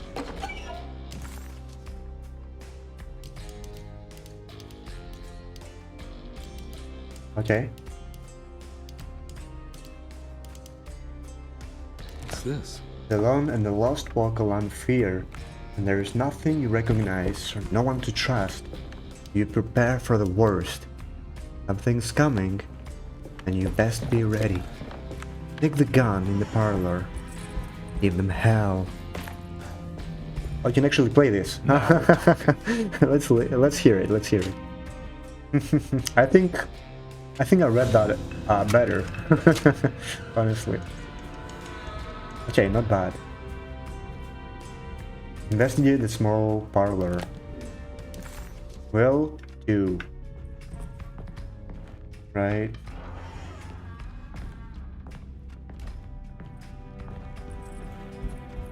That's it?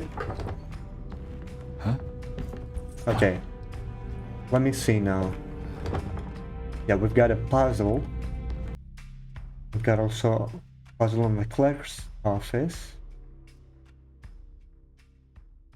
And which I think I do have access, do I? Yeah. What?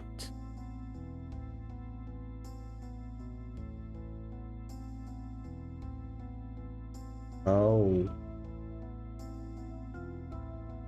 I see, okay. Interesting. Unlockable, okay.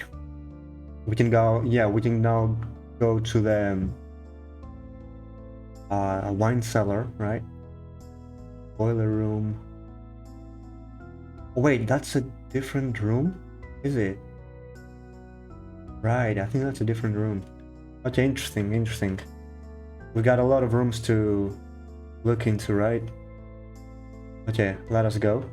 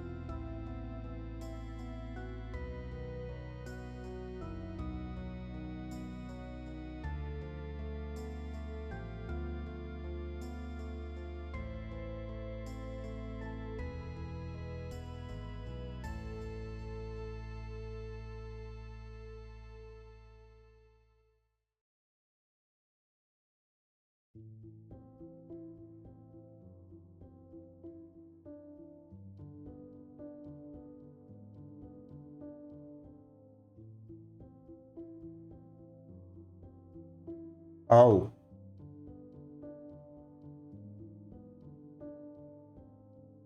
Sheesh. They will make it this easy, huh?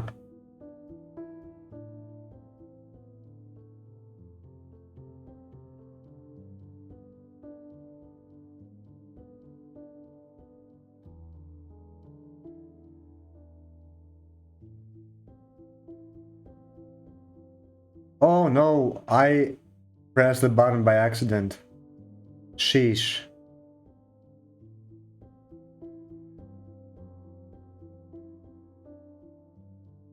Oh my god. I have no healing right now. Which, yeah.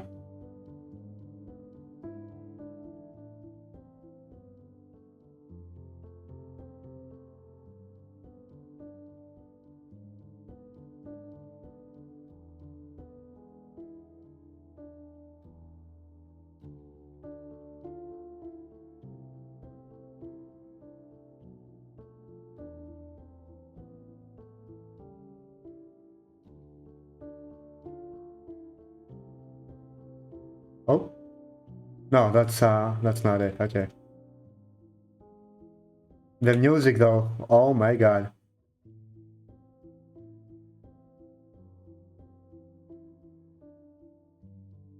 What the heck?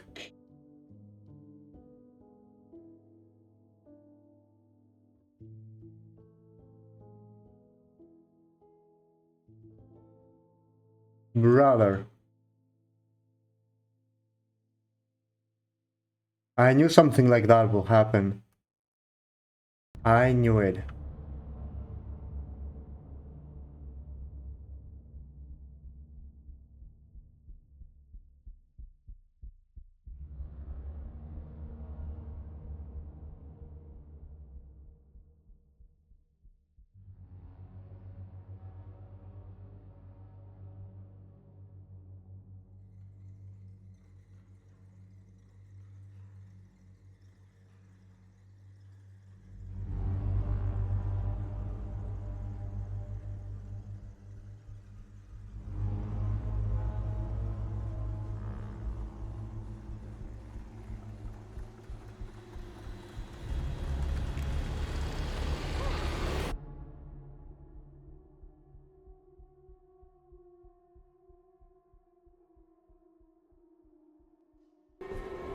Jeremy? What? What the hell is going on here?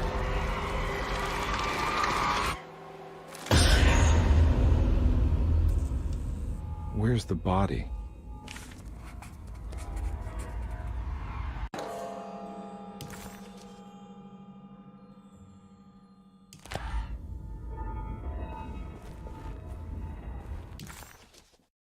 Conby didn't know what to... Conby didn't know what to make of the grotesque vision of the dead clerk. Was he dead, or was it all fiction? Brother, what was that? Oh my goodness gracious.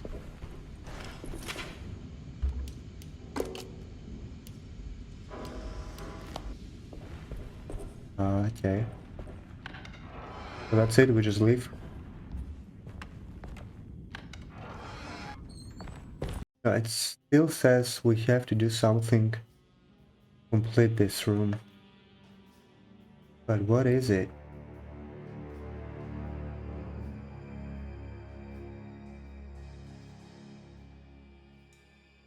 Oh.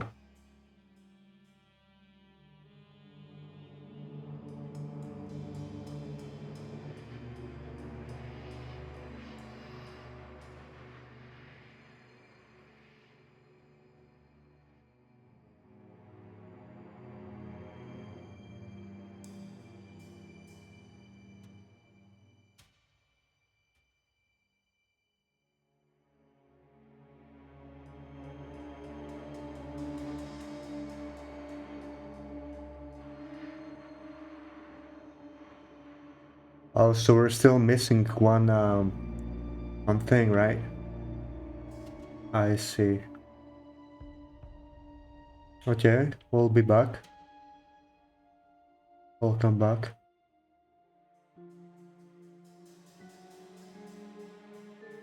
And now, I think we're gonna go upstairs, right? To the drawing room. Wait. We need to go... Where is that?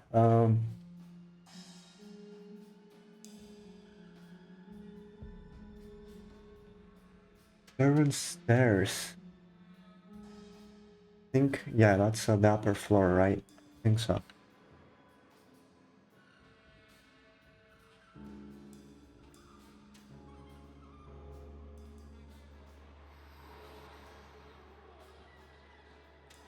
Oh yeah, this room.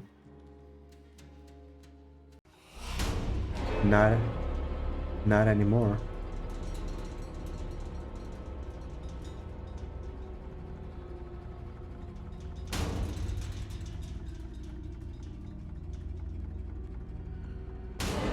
Can I get some healing because I messed up?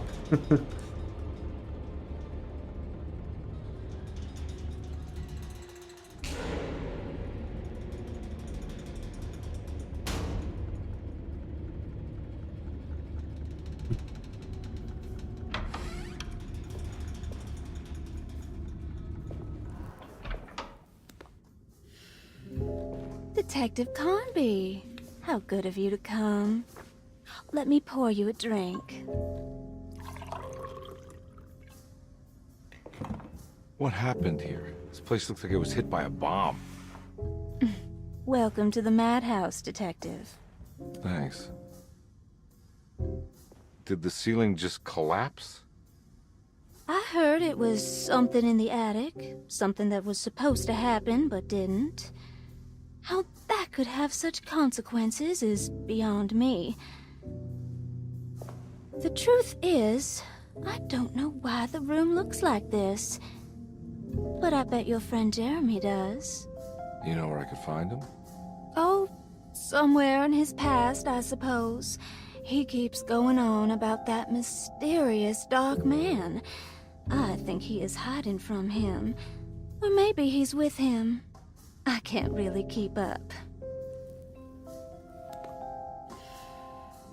I don't worry much. Take a look around this room. You may think it looks spectacularly devastated, but I just think it's finally found its stride. It fits perfectly with the state of this place and its loonies. The same goes for the nonsense with Jeremy. In my eyes, we finally managed to match the wild ride inside all of us.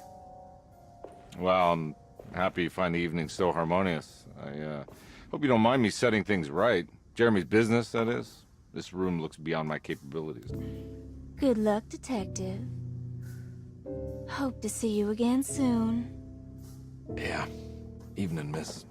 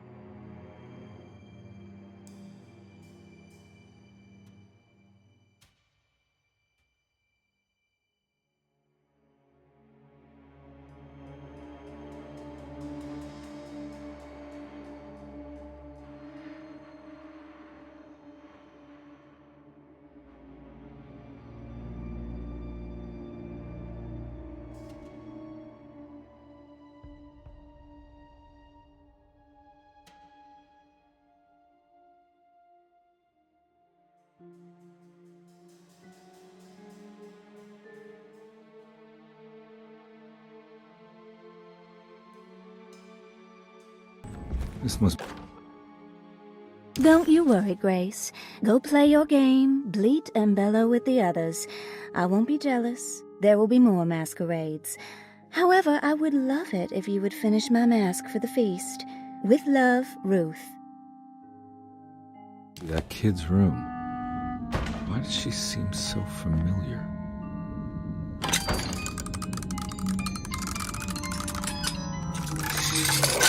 Huh.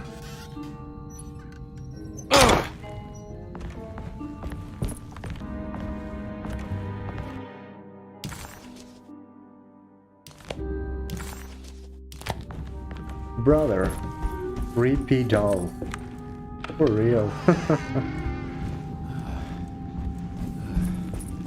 We just look around the area. No, we don't want to miss anything. Oh, wait, what? Oh, see what I almost missed? Jack in the Box. Okay. Anything else? Apparently not. Let's see if the room is clear. Yep.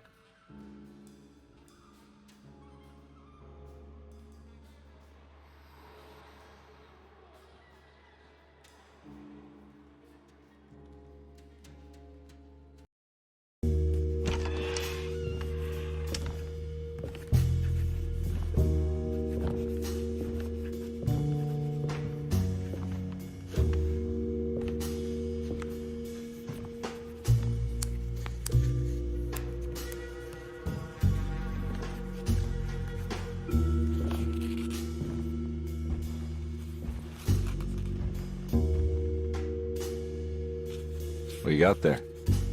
You drawing something? Nothing special. I'm just bored. Do I know you from somewhere? I remember you, Mr. Conby. From where? Don't touch that. Cassandra wouldn't like it. She wouldn't like it at all. Do you know where she is? I'd rather not talk about it. It makes me upset. Besides, she'll be back after the Feast of St. John. You think? Yup. It's all on the page, Mr. Conby.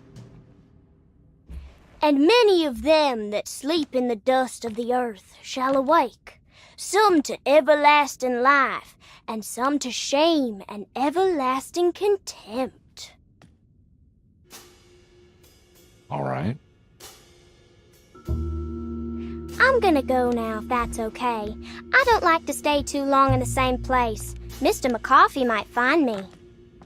Hey. Is he mean to you? Not everyone needs to be saved, Mr. Conby. You should know that by now.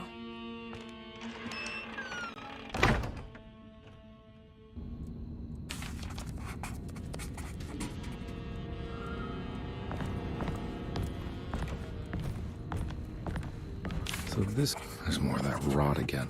Like it's guiding me to do something. But what? I don't think I have everything I need. If I find the full set of bottles, then maybe I can make something out of the stains of rot.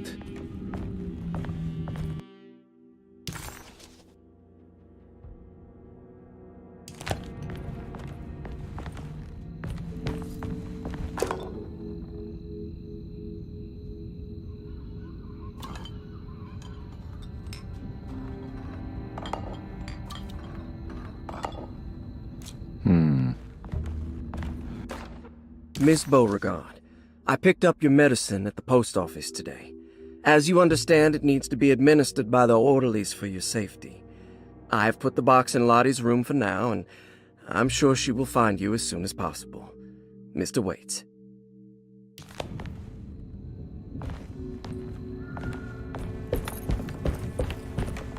It's another one of those strange padlocks.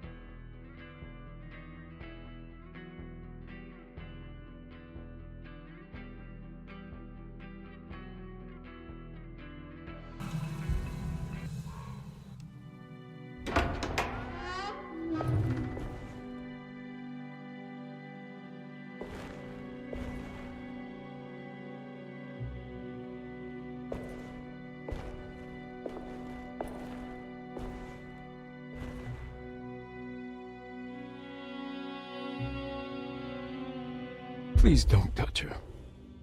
Jeremy. What are you doing here? Everyone's looking for you. I know, it's all a big mess. No one understands. I'm just trying to keep evil at bay. Just for a little while longer. You've got to come back with me. Your niece is waiting at Derceto. Emily? Why would you... My letter. Keep making it worse. What is going on, Jeremy? How is any of this happening? I made a terrible promise with someone. The Dark Man. Who is he? No, don't say his name. He can hear us. He's always listening.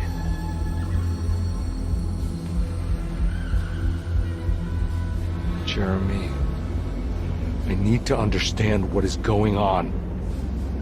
I promised him everything. When the sun rises, I will be chained in his sunken desert temple for an eternity. But at least the evil about to awaken in Derceto won't harm anyone outside of that cursed place. You're acting crazy, Jeremy. I want to help. There's nothing you can do. Then what's all the business about Tarawea? Why did you want to go there? Well, I can't go there. I'm not allowed. But you wanted to. Can I go? Tell me, will it help me to break your pact? Is there something there that would help? Why would you give me hope? That's so cruel. Okay, sounds like we're onto something here. What should I— Look out! Behind you! Run! Don't let him take you!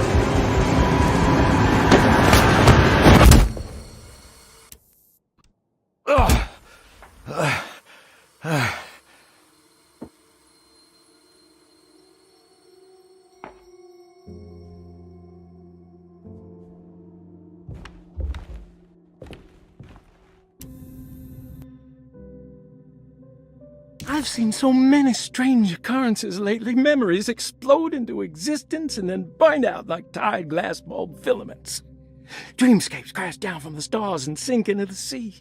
Doors that lead to nowhere and absolutely everywhere at once. With all this reverie, I want to think there's a chance that you found a way to remain alive in some way I cannot fathom. Just like I've learned to navigate with my talisman. Maybe you, with all your knowledge, you somehow knew a way to find me again, perhaps in Tarawea. Oh, my love, Jeremy.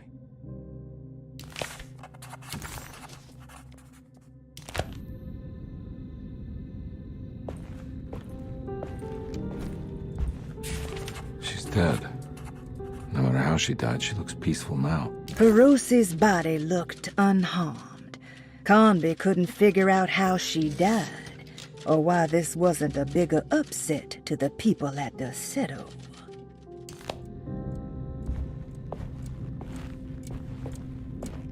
The Astarte Artist Colony.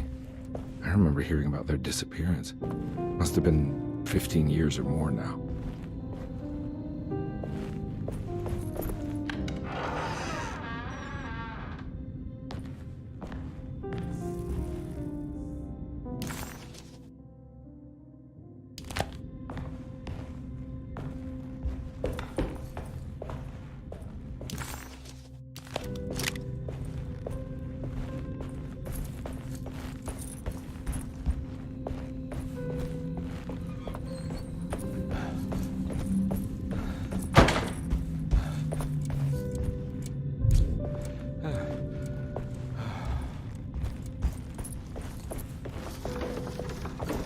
These paintings got some grim-looking rot on them.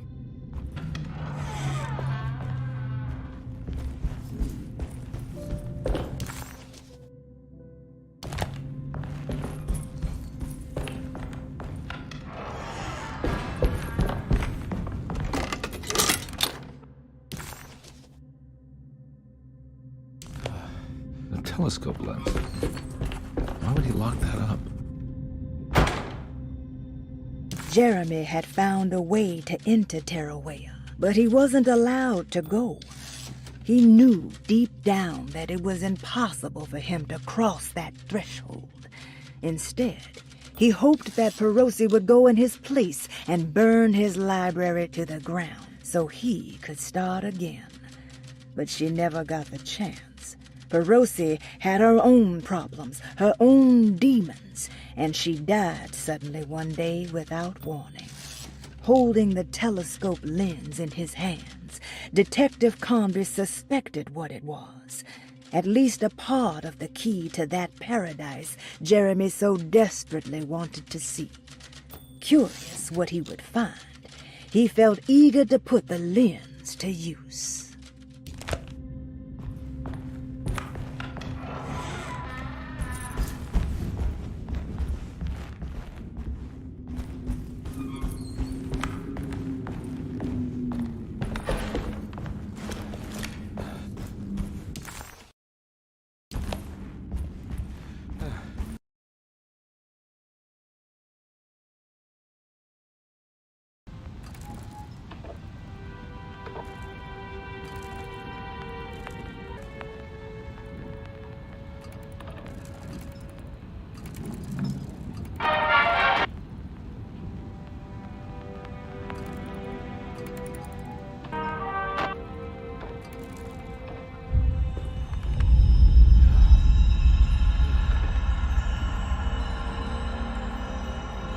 Whoa.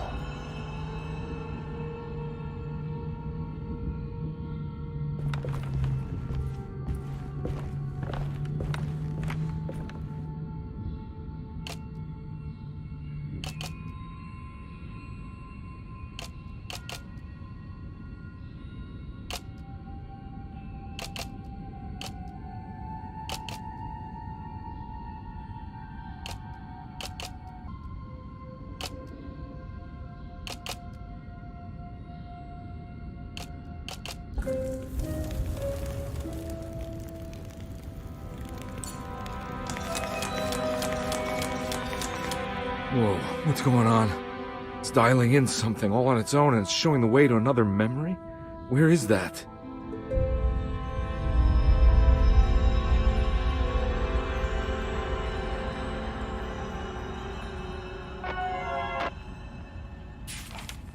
Another world seeping into Deseto.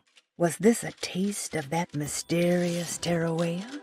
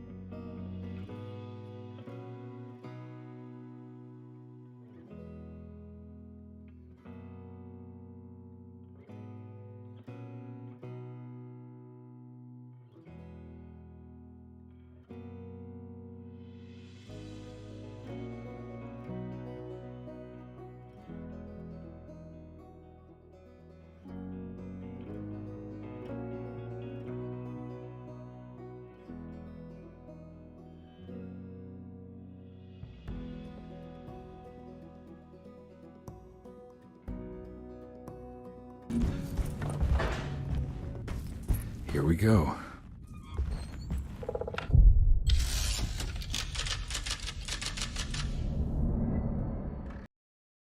Chapter.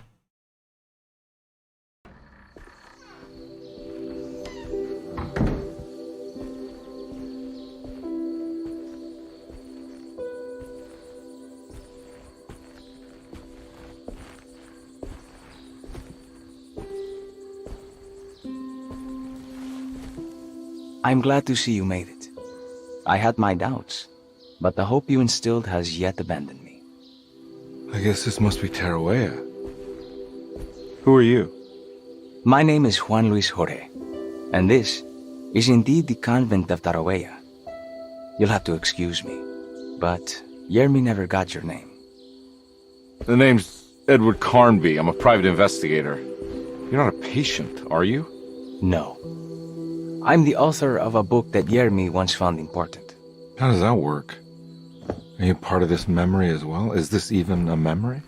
I think calling me a manifestation of Yermi's subconscious would be more correct. And so is the convent of Tarawea. I'm a man Yermi has never met, and we are in a place that he has never been. Okay. So are you here to guide me or something? I have no more purpose than you do. I simply am. I will happily help you, of course, if I'm able. If you are already somehow part of Jeremy, why did he want to come here? Isn't he sort of here already? Yermi wanted to come here because it's a representation of his mind at peace. When Dr. Gray asks him to find his focus during his sessions, this far-flung convent is what Yermi imagines. He is under the impression that if he could physically come here, he would reach a perfect equanimity, a spiritual apotheosis. You don't think it would work?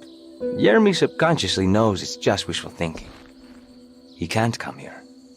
Despite the pathways opened by the dark man between their Seto and Yermi's psyche, it's simply not possible. But I'm here. Indeed. It's a shame it's just another place for you, Detective. Otherwise, you could have become a Buddha. Always a bridesmaid, never a blushing bride. Am I right? Yes, I suppose so. You'll have to chase enlightenment elsewhere. So what's the next best thing? What can I do here? You should seek out the convent library and try to find the truth about Yermi's relationship with the Dark Man. It's the sort of knowledge he represses and is unable to reflect on. Will it tell me how to break the pact? Perhaps. At least you'll have something to confront Yermi with. Wait, why can't you just tell me? I don't know such things. You'd be better off consulting the text of Dr. Freud if you want such answers. No thanks, I hate shrinks. There is another thing you should know about the library. He is here as well. The Dark Man has been working his way through the text for a long time. He's here? How am I supposed to get past him? Be careful, Detective. Oh, jeez, just perfect.